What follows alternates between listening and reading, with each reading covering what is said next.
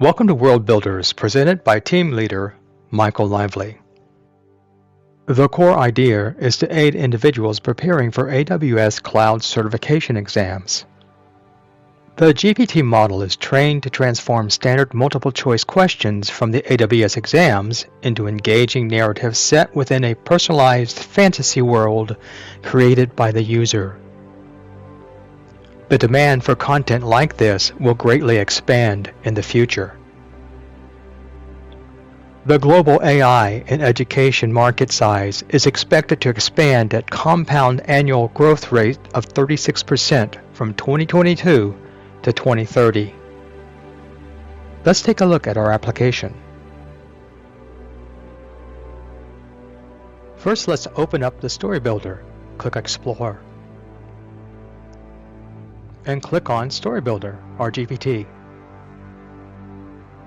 And you can see under the Configuration tab, we have nothing but words. The program is just words in the instruction block. We'll discuss these words throughout this presentation.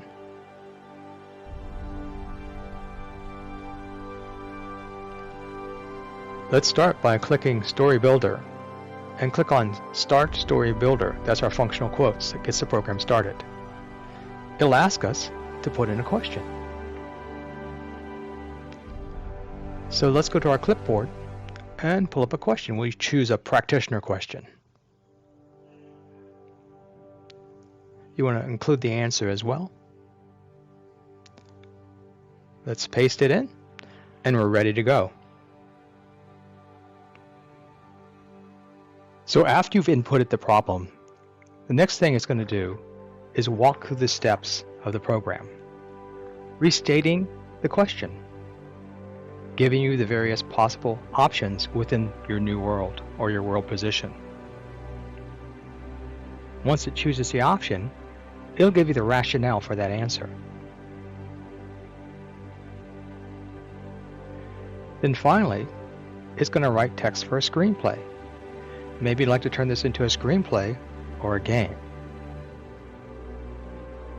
And from the screenplay, it'll give you the DALL-E image. So now, the DALL-E image is created. And after DALL-E image is created, we're ready to continue with another question. Would you like to continue adding more questions to guide our story, or add additional details for the next part? This gives you an opportunity to guide the story. Or you could choose End Story Builder if you wish to conclude our session. So this is like our continuation loop, and End Story stops the loop. Let's choose another question from the Associate Architect exam. Go ahead and paste that in. And let's add some additional details. In these additional details, we're going to let her meet somebody who's going to help her solve the problem, and they're going to become good friends, and ultimately this will end in a love relationship. Typical for stories, right?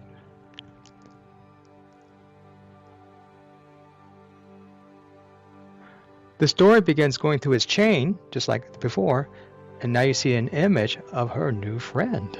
So we've guided the story. So now we've come to the conclusion of the second question, and the Story Builder asks us if we'd like to continue the story with another question, add more details, or choose to end Story Builder. We'll choose to end Story Builder.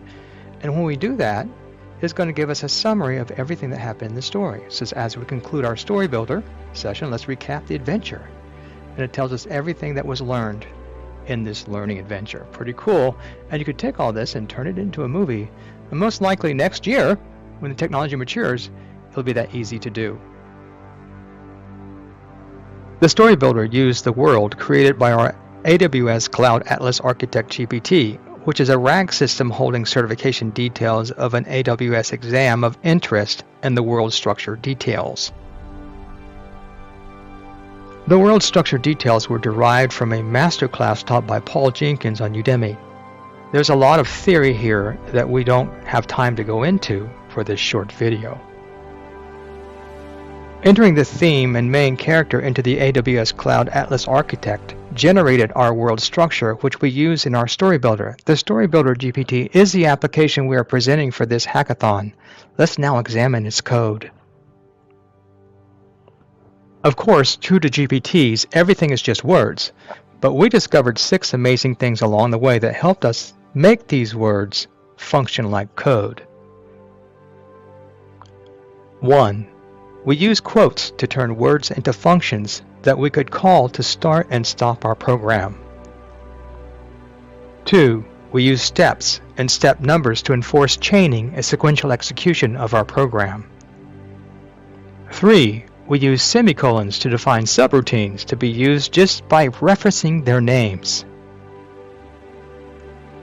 4. We use continuation wording and our functional quotes to create conditional loops. That's pretty cool. 5. We found specifically calling systems such as DALL-E or Code Interpreter by name gave more consistent results. 6. We added interactive story guidance into the continuation loop, allowing our users to have control over what happens in their learning adventure. Thanks for listening. This concludes our presentation on the World Builders Hackathon. You have been listening to Michael Lively.